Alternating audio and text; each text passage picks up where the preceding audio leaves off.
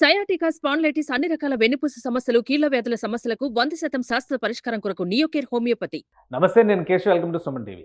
ఆంధ్రప్రదేశ్లో కూటమి ప్రభుత్వం ఏర్పడిన తర్వాత డబుల్ ఇంజిన్ సర్కార్ జోష్ ఏంటో చూపించే ప్రయత్నం చేస్తున్నారు మంత్రివర్గంలో ఉన్నటువంటి నాయకులు, మంత్రివర్గ సహచరులు. ఎందుకంటే ముఖ్యమంత్రి చంద్రబాబు నాయుడు ఢిల్లీ టూరు, ఆ తర్వాత ఇమీడియట్గా ఇప్పుడు పవన్ కళ్యాణ్ ఢిల్లీ టూర్ కూడా డిప్యూటీ సీఎం హోదాలో మొదటిసారి పర్యటన కన్ఫర్మ్ అయింది.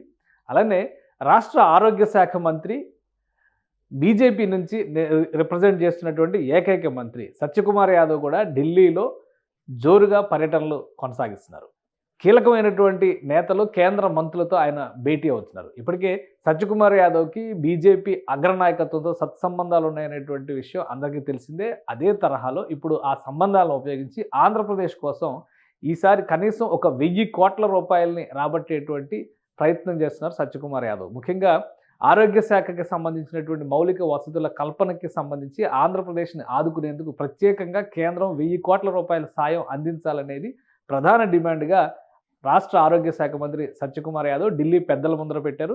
ఒకసారి ఆ విశేషాలను పరిశీలిద్దాం. ఆయన ఎవరెవరిని కలిశారు, ఎవరెవరితో ఈ విషయాలు డిస్కస్ చేశారు. ముఖ్యంగా హెల్త్ మినిస్ట్రీ, ఆంధ్రప్రదేశ్కి సంబంధించి ఆరోగ్య శాఖ సత్యకుమార్ యాదవ్ చేతిలోనే ఉంది, ఆయన చూస్తున్నారు. సో ఇదే నేపథ్యంలో కేంద్ర ప్రభుత్వంలో హెల్త్ మినిస్ట్రీ చూస్తున్నటువంటి జేపీ నడ్డా, అంటే నిన్న మొన్నటి వరకు బీజేపీ జాతీయ అధ్యక్షుడిగా ఉన్నటువంటి జేపీ నడ్డాతో ప్రత్యేకంగా భేటీ అయ్యారు. రాష్ట్రంలో ఉన్నటువంటి అంశాలు, వివిధ రకాల పథకాలకు సంబంధించి, అలానే ఎన్నికల హామీల అమలుకు సంబంధించి ఈ 40 రోజుల ప్రోగ్రెస్ రిపోర్ట్ని కూడా సత్యకుమార్ యాదవ్ కేంద్రంలోని పెద్దలకి నివేదించారు. అదే క్రమంలో రాష్ట్రాన్ని ఆదుకునేందుకు కావాల్సినటువంటి ప్రతిపాదనలు కూడా ఆయన చేశారు.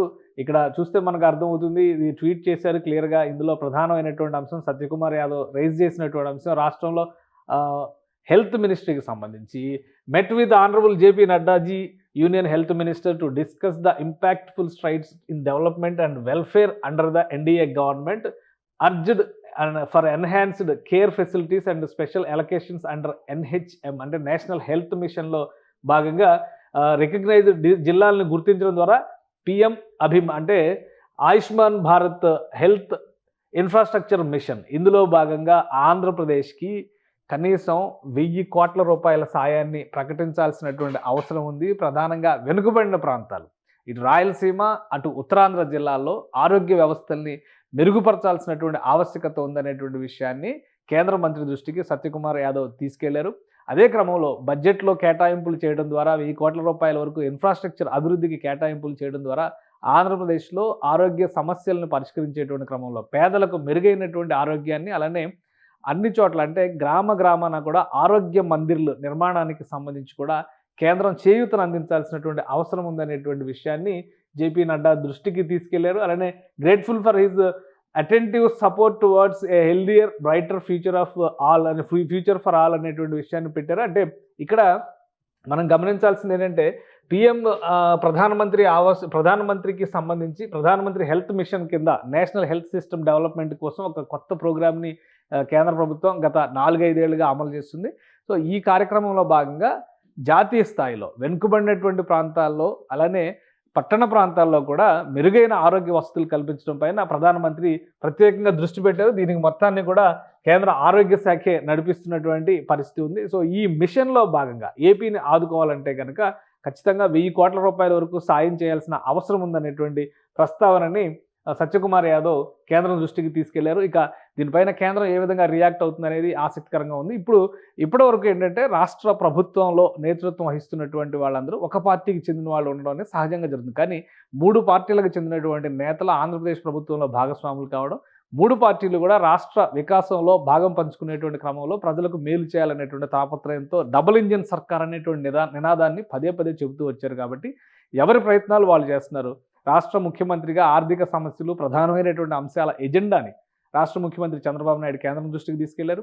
అలానే కీలకమైనటువంటి శాఖలను చూస్తున్నటువంటి పవన్ కళ్యాణ్ కూడా కేంద్రం పెద్దలను కలవబోతున్నారు. సత్యకుమార్ యాదవ్ ఆల్రెడీ కేంద్రంలో ఉన్నటువంటి బీజేపీ అగ్రనేతలతో సత్సంబంధాలు ఉన్నటువంటి నాయకుడిగా, రాష్ట్ర మంత్రివర్గంలో ప్రాతినిధ్యం వహిస్తున్నటువంటి వ్యక్తిగా ఇలాంటి అంశాలని కేంద్రంలోని పెద్దల దృష్టికి తీసుకెళ్లారు. అంటే అదే కోణంలో మనం చూసినప్పుడు ఆరోగ్య శాఖ మంత్రితో పాటు భూపేంద్ర యాదవ్ కేంద్ర అటవీ శాఖ మంత్రితో కూడా సత్యకుమార్ యాదవ్ భేటీ అయ్యారు. అక్కడ కూడా రాష్ట్రానికి సంబంధించి his profound insights, unwavering commitment to protect our environment deeply mood మీ అంటే ఆంధ్రప్రదేశ్కి సంబంధించినటువంటి కొన్ని అంశాలు, ముఖ్యంగా పర్యావరణపరమైనటువంటి అంశాల విషయంలో we had a meaningful discussion on pressing environmental issues especially those impacting Andhra Pradesh truly inspired by his guidance అని చెప్పని రాశారు. కేంద్ర కేబినెట్ మంత్రులుగా ఉన్నటువంటి వీరందరినీ కూడా సత్యకుమార్ యాదవ్ ఢిల్లీ భేటీల్లో వరుసగా కలుస్తున్నారు.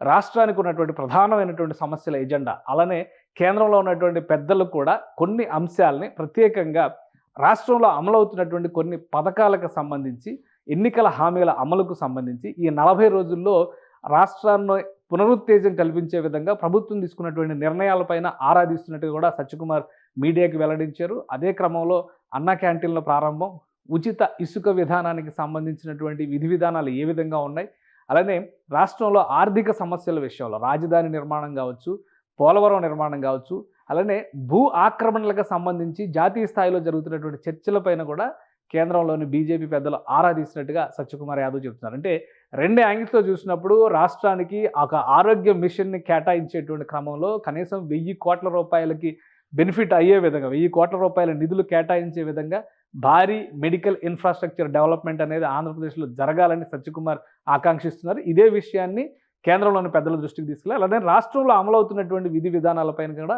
కేంద్ర పెద్దలు ఆసక్తి చూపిస్తున్నట్టుగా సత్యకుమార్ వివరిస్తున్నారు. సో ఇది కనుక కార్యరూపంలో కనుక వస్తే నిజంగానే ఆంధ్రప్రదేశ్లో మెడికల్ ఇన్ఫ్రాస్ట్రక్చర్ డెవలప్ కావడానికి ఒక కీలకమైనటువంటి ముందడుగుగా పరిగణించాల్సి ఉంటుంది. ఇక డబుల్ ఇంజిన్ సర్కార్ సాధించినటువంటి విజయంగా కూడా ప్రజలు గుర్తించేటువంటి అవకాశం ఉంటుంది. సుమన్ టీవీలో మీ పర్సనల్ అండ్ బిజినెస్ ప్రమోషన్స్ కోసం కింది నెంబర్కి కాంటాక్ట్ చేయండి.